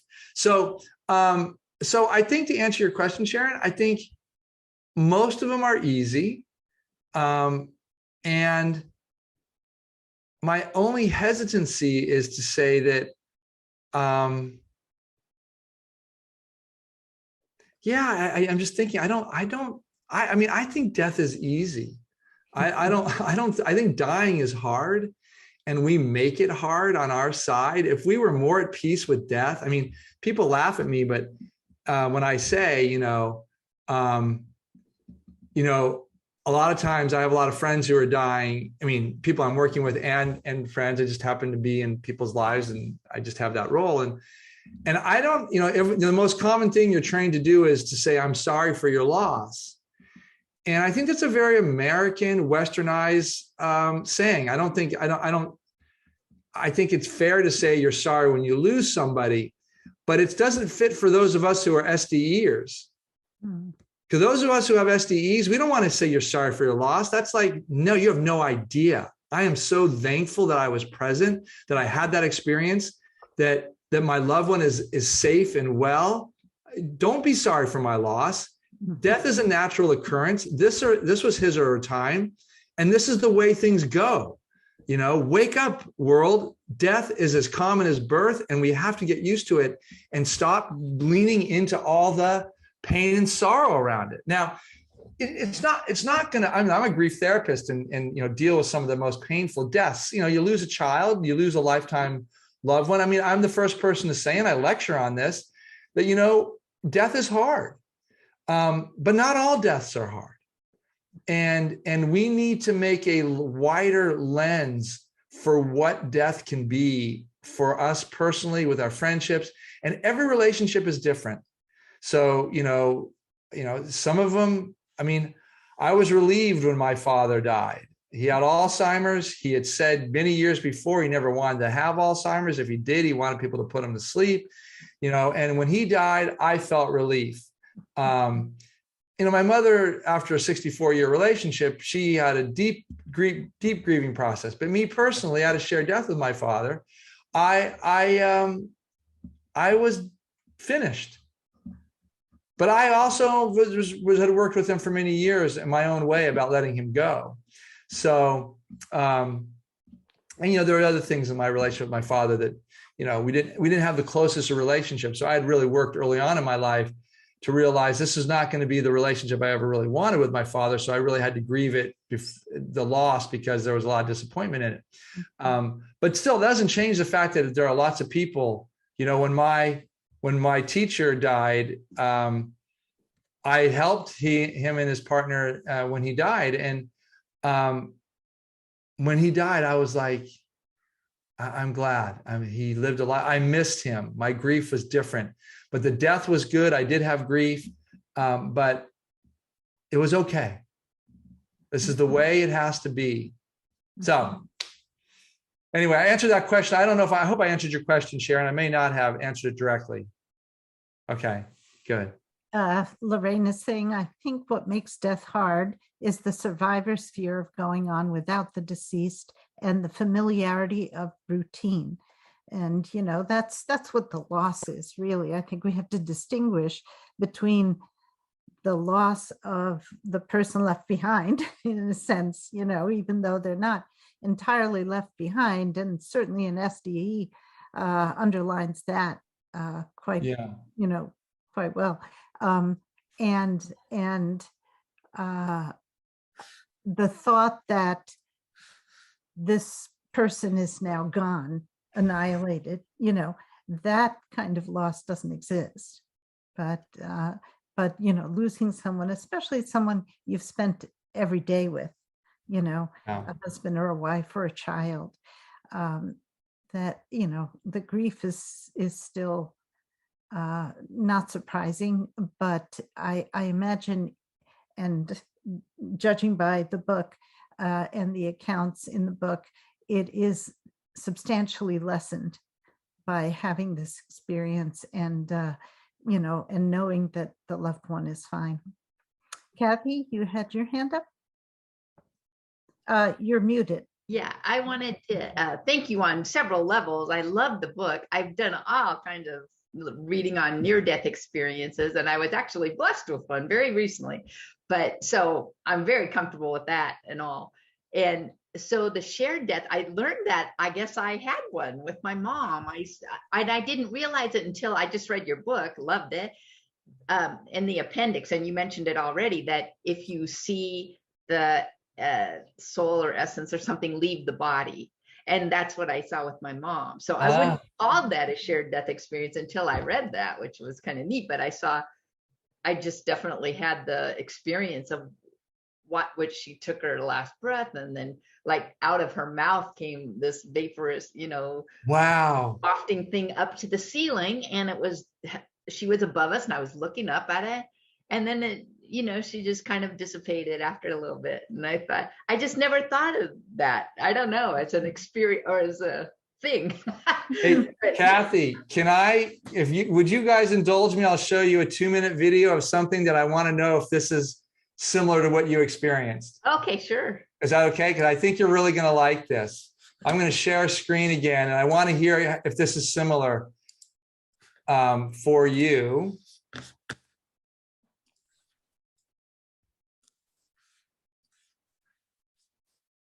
How do I do this? Hold on. What's going on? Oh, I got to play the video. Here we go. Play from slide. This is Sally at the bedside of her mother while her mother's dying. And Kathy, you're gonna like this. Okay. I saw this membranous type thing come away from the whole periphery of her body, and it was defined. It was definitely an edge, and as it came apart, coming up from the body to fill this thing was like this gray stuff. And I say stuff because I've been thinking about this since I talked to you guys, and I just cannot put my hand on anything specific to tell you what it was like. I mean, yeah, foggy. No, it had a little more particulate stuff to it. It was something in this form at this time, solid enough that it was still in a 3-dimensional thing for me to see. So it moved, though. It congealed, and it slowly came together around her. And this membrane, and I think this had to be 3-dimensional, but I could only see 2 dimensions in this thing.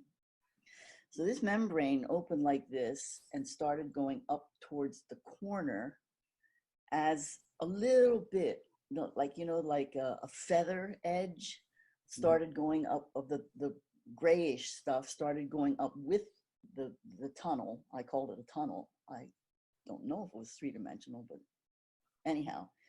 And as it started to go up, the rest started to follow, more solid. Now I'm picturing the room. I'd say about halfway up to that corner, it started going a little faster from the body, and the corner and a little less fast up to the corner where it started to disappear, this tube and the edges of the tube anyhow. And it just kept going up, and soon it was all out of her body and almost all disappeared at the top until the very last bit just went up fast. Once she's up in the corner there, I'm looking up there, I know she's up there, and I feel this love come into my body. It just was so wonderful. It just poured into my body, and I didn't get goosebumps or anything. It just was love and filled me totally. And I smiled, and probably was, I don't know if I was more than smiling, but I know I was extremely happy, extremely happy. After a while, she was back. I think she was looking at them. And then after a while, she came back to me and she sent me a message. It wasn't just the love that I felt before. It was different. It was like, oh, I am so full of joy. I'm so happy. This is her. And I felt that. I felt her. Mhm. Beautiful. Let me just stop the, oh, I guess you're good now. Yeah. So Kathy, what do you make of it? But yeah, a lot of similarities. I'm like tearing up here. I didn't feel that great love, but I was smiling. I'm like, I knew that was her, and I'm like, bye, Mom. Yeah. Beautiful. Hey, Kathy, if you wouldn't mind coming to our website and if you could share your story with us, because these types of experiences, even if yours isn't as descriptive as Sally's was, this is something that is so helpful to people who work in end of life, to know that these can be that visible, Okay. Yeah, it would be so helpful for us, because I'm particularly interested. I actually have never seen that. I've had a lot of shared death experiences, a couple dozen. I've never seen the soul spirit leave the body, never seen it. So I have felt it, but I love it when you actually have this sense of seeing the membrane or all the rest. So and it is a feature that we have. We call it soul spirit leaving body. So we have it. I think it's about 6% of our cases. I'd have to look at my stats. Someone has the book. It's in there. So I think it is. Maybe it's not even. Maybe I don't know, but it could be. But it happens for sure. So if you wouldn't be so kind as to send that, you can just send it to me. You can send it to me at william@sharedcrossing.com. 14%, William. How many? 14%. It is that high. Seeing the spirit leave the body. Well, yeah. So that is really high. Yeah. Yeah, great. I didn't know it was that high. Thank you. Mhm. So yeah, just send it to me at william@sharedcrossing.com, and I will get it onto I'm the head of the research team, but I'll get it onto my team to look at it, and we'll probably interview you, because we really like these. If you're willing to interview us on video. Oh, okay. Great. Yeah. Mhm. So I just have a question here. I noticed, Adam, you're at a hospice right now. I am. Yeah, basically 2 days after I quit my corporate technology job, I had a breathwork experience where I received the message to become a death doula. Wow. And then had a few people really close to me all pass away in hospice. And I wondered, was that career advice from the universe, or was that just here's what's happening for you in your own life? And it was both. So I got back from those trips and came back to Colorado and applied to volunteer for a hospice nonprofit here. And yeah, I have a handful of questions for you. I don't imagine I want to take the rest of the time here, but I'm planning on going through death doula training. I've been going in the hospice inpatient unit for about 7 months or so, just to get some more experience with what does the death process look like. And yeah, wondering if you have any particular tips or advice for as I'm looking at death doula training programs for some that might be more in the know about these kind of things. Also, I help run a nonprofit called Consciousness Hacking. We've co-hosted with Gloria in the past. Gloria, it's good to see you again. Yeah. And yeah, would if there's time and all that, would love to hear more about tips for hosting like events or things like that for people to talk about this. And yeah, I mean, you could, for the last one is the easy one. If you wanted to do an event with, me or, talking about this the way I'm doing it tonight, just reach out to you can go to me, william@sharedcrossing.com. But I'm just going to give you to our administrator, Kelly Rose. I mean, tell her that when I know you, and I know you now, I'll just, that's who coordinates it all. But yeah, I like doing these types of things. Really, when I like people who have stories, are generally interested, they're working in the field, just interested in consciousness. I love doing this. This is why this is why I do what I do. But in terms, what's that? Thank you for doing this work. It's nice. Oh yeah, no, you're very welcome. And I think we're at a good time in the field because death has really overwhelmed our culture, and we realize we're not doing it well. And So there's openings that haven't been there. I just know such huge shifts in people's receptivity to me and what I'm talking about. Previous, and when I started this a decade ago, people look at me just askance and just go, "What the hell are you talking about?" But yeah. So in terms of doulas and trainings, I think you should consider doula givers. You can write these down. Suzanne O'Brien's excellent. She's a nurse oncologist, good colleague, and she's got good trainings. Deanna Cochran out of Texas. She's been doing her work for years. She's also a nurse. If you want the more spiritual side of things, I think Sarah Kerr out of the Center for Death Care. She's in British Columbia now. She's wonderful. She doesn't do the physical and kind of the medical piece of it. She does more of the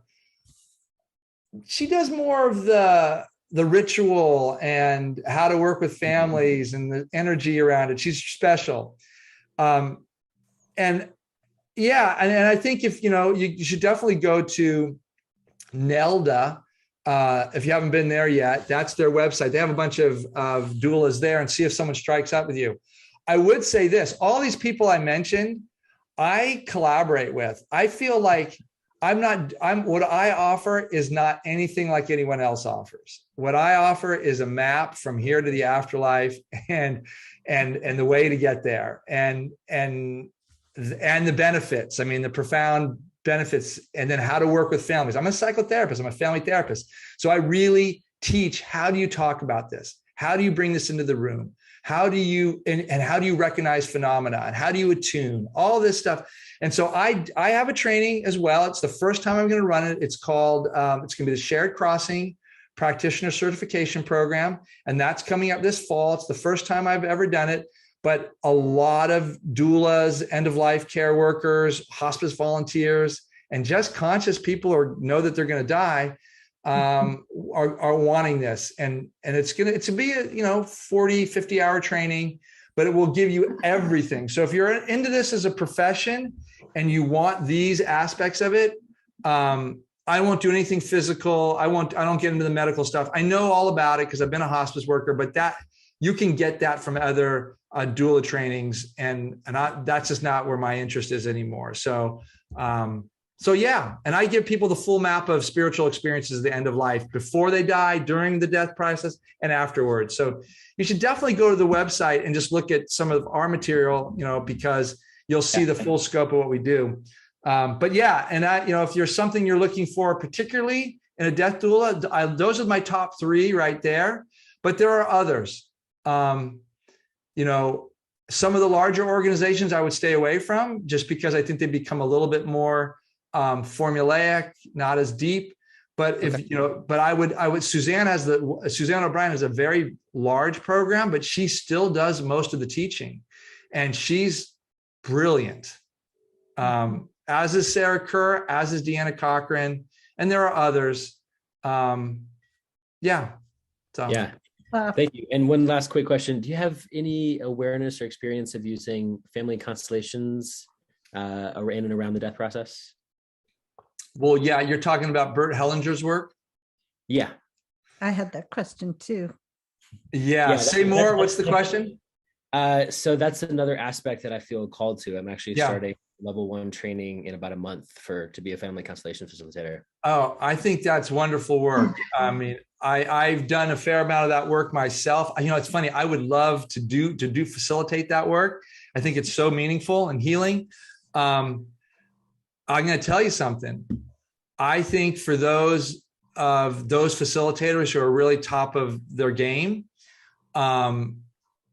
it's a very similar view to what I see at death. Because when I'm at a death, I am looking right into the family dynamics. I can see it all. Wow. And I can see why someone's not moving, progressing. I can see the relatives on the other side, but it's happening transdimensionally. So it's in that shared crossing experience, like as you're right in the middle of that. Exactly. Family dynamics.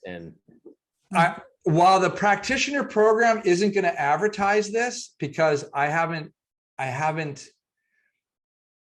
I don't know exactly what it's going to look like. This is what I think is going to happen, is that the people that do this first, or the people that do the practitioner certification program with me, I'm going to be looking at people who know about the death vortex, who, whether they know about it or not. A lot of people don't even know that they know. Like, in other words, you don't know it until you actually hear it. Like so many people have said, I think Kathy, you said, oh my gosh, I read your book and I heard about this, seeing the spirit leave the body. And I recognized that I had that with my mom or something, something. So I think when you're in a field of people who are dealing with this, and I am purposely going to bring up, this is what I see. This is what you can see. Like, listen to some of these cases. I did a case yesterday where the person just saw all the relatives over there and could define them and talk about them. And that's family constellation work. If you can slow it down and then realize the work in that moment is to do the healing and see what's stuck and see what needs to resolve. I think this work is gonna go in that direction. And I'm a family therapist, so I do it in this dimension. I can do it right in the veil. And it's quicker, it's more energetic, it's mystical.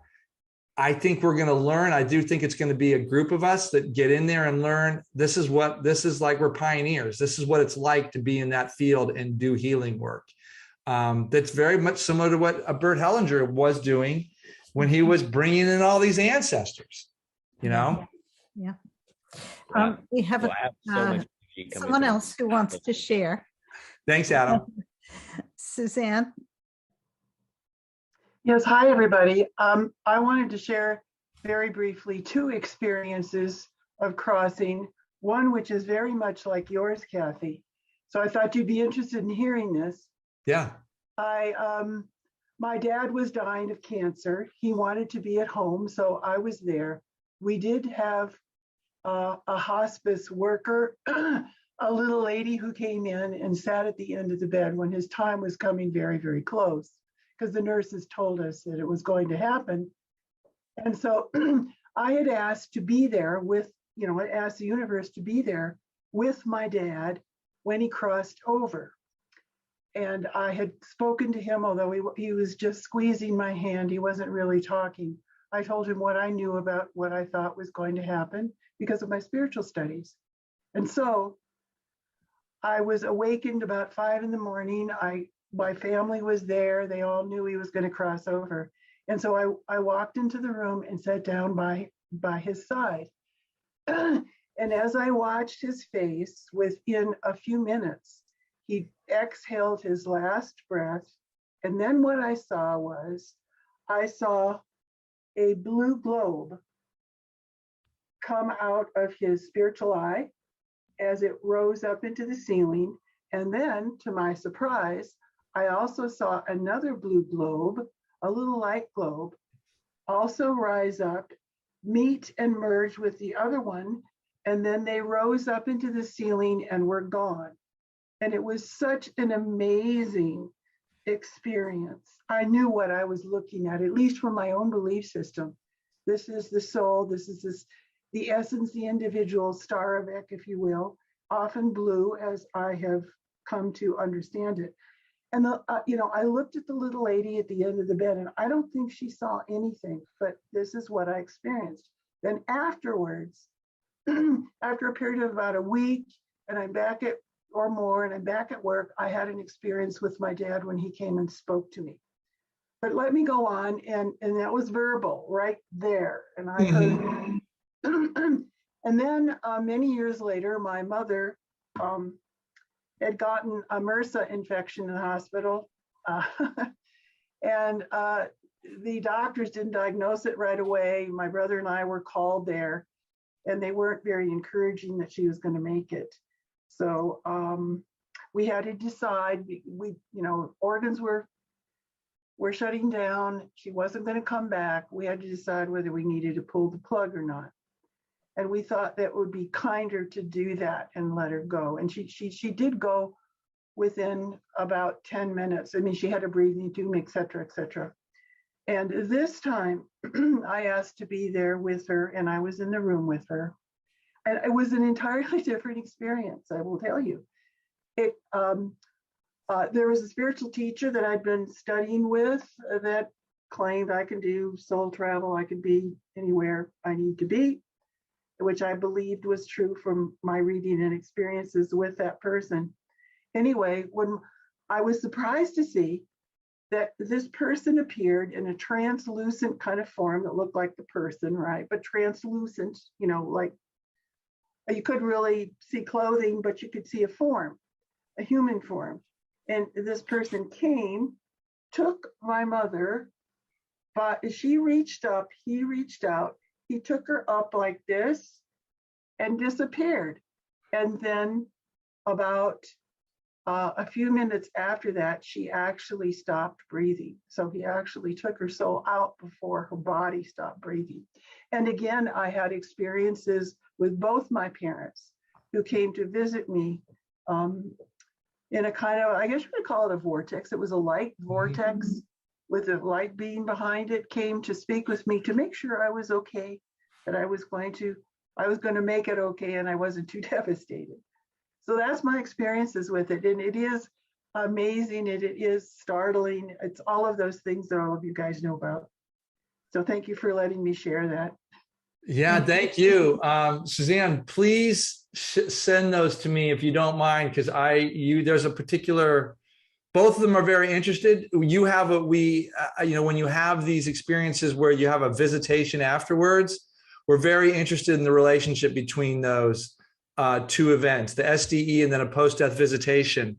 So if you'd be so kind as to reach out to us, that'd be great. We will follow up. We have a bit of a small backlog right now with our cases, but we'll collect them and then we'll get back to you and interview you. Yes. And just so you know, we have interns that work with us. We now have like people that are, helping us with all the data in different ways, doing coding and reviewing the cases. And if any of you are interested in that type of, as I see, there's a very interested group you have here. If you're interested in doing that, you should reach out to me and I'll, because the program is just starting up. But we're going to go through, if you're really interested in this stuff, this is the best way to do it. So anyway, but that's just an invitation, but you definitely want the cases for sure. Your stories, they're beautiful. Yeah. Oh, thank you. And I also want to mention, although I wasn't there for the crossing, my husband did decease a couple of years ago unexpectedly in the hospital, and I had multiple different kinds of communication. Oh, so please. And I've actually given talks on this subject, relating it to different states of consciousness. So great.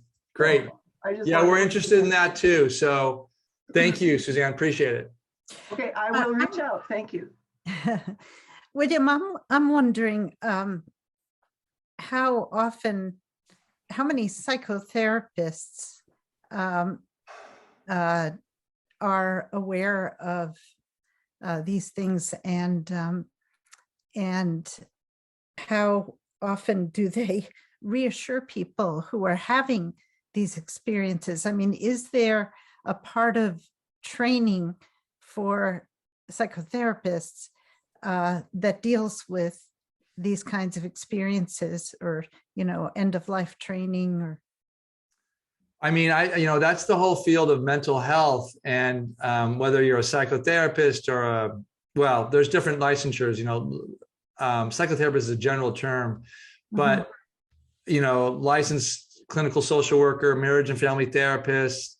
There's licensed other things, practitioners, LPs, I don't know what they are. But the point being is, throughout the mental health field, psychologists and psychiatrists, perhaps even more so, very little training on death and dying generally, like what the experience is. Yeah, there's a lot on grief and bereavement, but not a lot on what actually happens at death, and not exactly a way to engage people in their experience of death and dying in grief and bereavement. And certainly even less about what I'm talking about.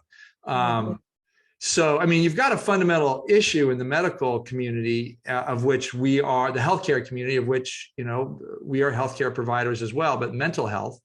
And the dominant, medical model asserts that consciousness is dependent on the brain. So when a Yeah. brain dies, you can't really have a continuation of consciousness. There, theoretically, on that model that all these doctors, MDs are trained in, there can't be anything more. Yeah. So the only thing they can put on it clinically, if someone says something like this in the hospital, is very simple: grief hallucination, stress response. And, it can get even worse than that. You can give them, bipolar 2 or, there's, but like I said, I think this is all changing. I really do. I think we need to think of the positive on this because, I have I'm teaching a course right now with 85 people in it online. And I think about 20 of them are mental health providers. Oh, that's great. And that's really good. And psychologists, because they're calling me because they want to get continuing ed units for their work with me. So I know there's a lot of them out there that are interested, but we're right at the front door of this. And, one thing I want to say to you all as a request is I hear that some of you have read the book and I really appreciate that.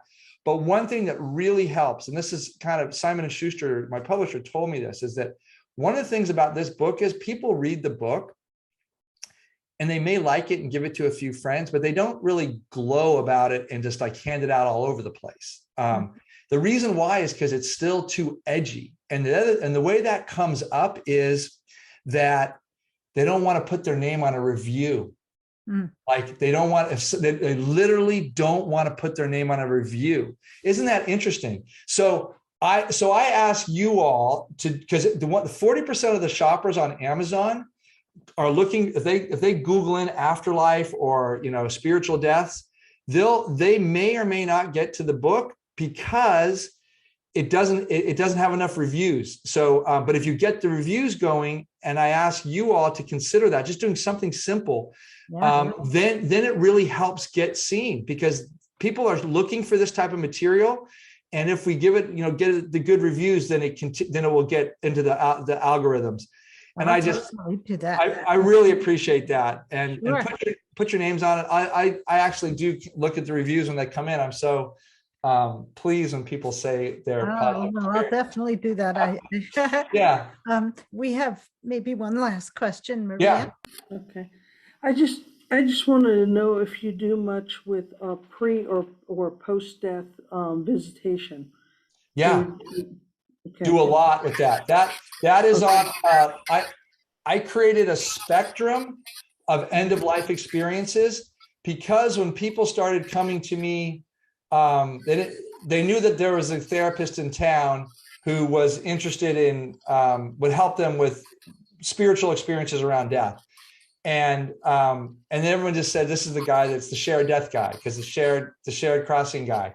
But what I found was that there's all these experiences that happen around end of life, and you name them right away: pre-death dreams or pre-death visions, visitations, terminal lucidity, direct post-death communication right after a death. I've even broken down the different types of post-death communication, which is often considered as ADC, but I focus on it really within the first year after a death. And then if there's more, I connect it up. But yes, I'm very interested in that. So if you have those cases, please submit them. Very interested. I've got a couple of pre-death. Great. Patients, yeah. Wonderful. Would love to hear those. So, well, good. Yeah, I think we're out of time. Gosh, there's so many things that I'd like to ask you and tell you in my own experience, but we are out of time, and I just want to thank you so much, William, for agreeing to do this conversation, and thank you all for who attended, and we'll post it on the YouTube channel in a short while, and I will send you the recording as well. Thank you. When you do that, send it out, and then we'll put it on our social media platform, refer our people to it too. Great. Okay. Well, thanks. Okay. Thank you all. Okay. Thank you very much. Okay. Bye-bye. Bye. Bye.